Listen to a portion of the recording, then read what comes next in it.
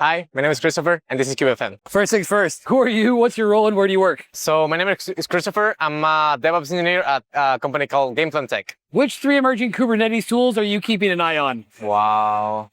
I think I'm keeping an eye on LiteLLM. I think I'm keeping an eye on Crossplane and maybe Backstage also. They're running some experiments there. So managed Kubernetes services keep promising to remove operational burden. At what point does abstractions stop being helpful because your team can no longer explain or debug what happened in production? I think we use a lot of managed services to remove that burden, but depending on the industry we're working on, sometimes we can delegate those responsibilities to managed services. So I think we should evaluate what the team knowledge could also put in a balance based on what the team is good at or could spend the most time at that could get the best return of investment, because it's also could be adding a lot of complexity if you're just adding a lot of tools and abstractions that end up adding more cost and time to bring solutions to the customer.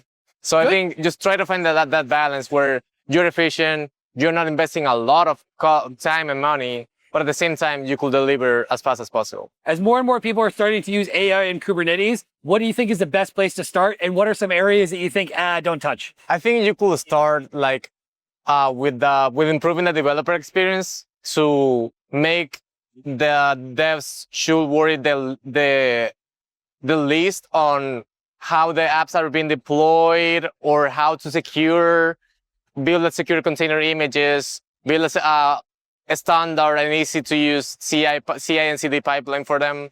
I think what we are doing, we are building skills to abstract a lot of that complexity to our devs, our internal customers. And I think it's a good place to start. Like we're building a company standards using the skills builder with Cloud, for example. Gregor said using managed Kubernetes services makes things easier because it takes a lot of work to set up and operate a cluster. However, it also comes with its own set of challenges. What challenges have you faced with managed Kubernetes services? I think the main challenge we have seen is when some services are not available in IL5 versus IL6 environments in Google Cloud. But I think the Google team is working to get those in the roadmap throughout the year.